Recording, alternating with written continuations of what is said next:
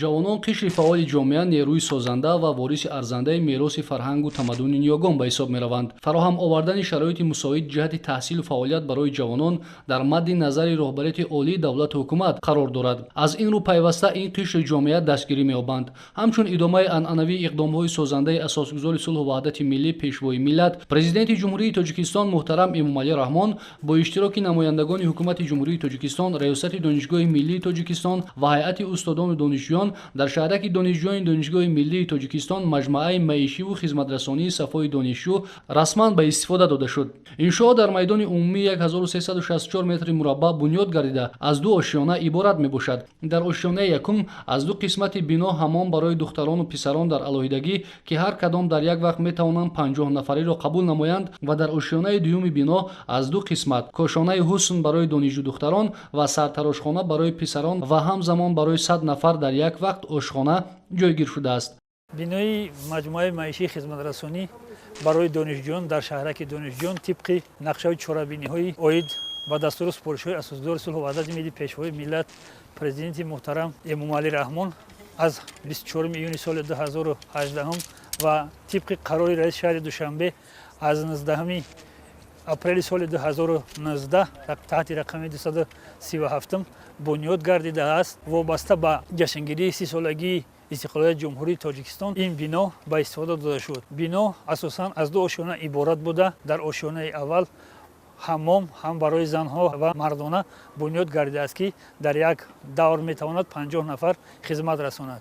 дар ошиёнаи дуюми бинои мазкур кошонаи ҳусн барои занҳо ва сартарошхона ҳамчунин барои 100 ҷои нишаст ошхона бунёд гардидааст. ба расми кушодашавии ин маҷмӯаи сифатан баланд ба 140 ятим ва маъюбон аз номи сарвари давлат тӯҳфаҳо тақдим карда шуданд ва дар ҳошияи сиёсати ятимпарваронаву ғамхоронаи роҳбарияти олии давлат ба табақаи ниёзманди ҷомеа барои ин донишҷӯён дастурхони пурнозу неъмат ороста гардид. дар назди хобгоҳи 6 донишгоҳи миллии тоҷикистон иншооти наве ба истифода дода шуд ки аз ҷумла кошонаи ҳусн, ошхона ва дигар шароитҳо барои донишҷӯён муҳайё карда шудааст ки ин ҳама бо дастгириҳои пешвои муаззами миллат мебошад ва дар ин ҷо барои ятимони кул маъюбон аз номи сарвари давлат тӯҳфаҳо дастрас карда шуд.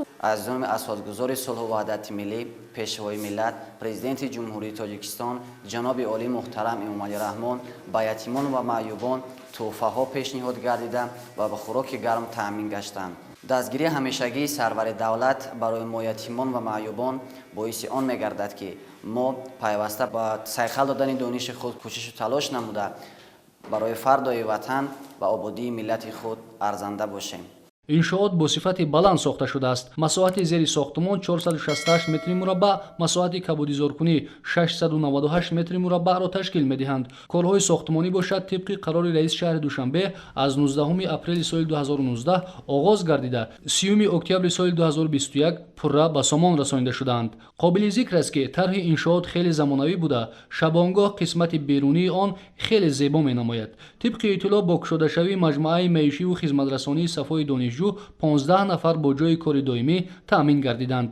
ин табақаи ҷомеа ки имрӯз таҳти сарпарастии бевоситаи пешвои миллат қарор доранд, аз дастгириву ғамхориҳои пайваста бархурдор буда худро танҳо эҳсос намекунанд, чунки ба таъбири худи онҳо имрӯз давлату ҳукумат соҳиби онҳо аст ва онҳоро дар ҳеҷ лаҳзаи ҳаёт танҳо намегузорад. пешвои муаззаму муҳтарами миллат дар ҳар як баромаду дар ҳар ҷое ки масалан ҳар шаҳру ноҳие ки вохӯрӣ мекунанд бо сокинону бо кормандони мақомотҳои давлатӣ пайваста зикр мекунанд ки то он рӯзе ки сарвари давлат ҳаст ва давлати тоҷикистон аст ятимону маъюбон бесарпаноҳу бепарастор намемонанд ва ин як нав ғамхорӣ, як нав меҳрубонии пешвои муаззами миллат аст ки барои маъюбону ятимони кул имрӯз ғамхории пайваста зоҳир менамоянд.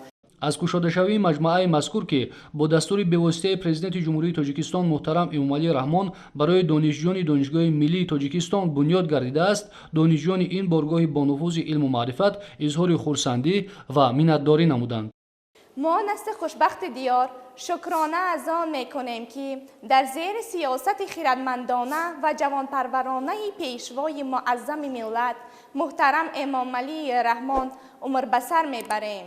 امروزها با دستگیری بواسطه دولت و حکومت کشور جهت آموزش و علم و دانش و از بر نمودن کسب و هنر برای ما جوانان تمام شرایط‌های موجوده فراهم آورده شده است. در جواب به این همه توجه دستگیری‌های روح‌افزون دولت ما نسل جوان و دم دهیم که تحصیل را با بهای خوب اعلی ادامه داده بهر رشد صلح و ثبات و استقلالیت کامل کشور کمر همت بندیم. ҷавонон ҷавобан ба ғамхориҳо ва дастгириҳои роҳбарияти олии давлату ҳукумат бо донишу ҷаҳонбинӣ қобилияти баланди зеҳнӣ ва ҳисси ифтихормандӣ аз ҳуввияти миллӣ софдилонаву содиқона хидмат намуданро ба халқу диёр масъулият ва вазифаи аввалиндараҷаи худ меҳисобанд.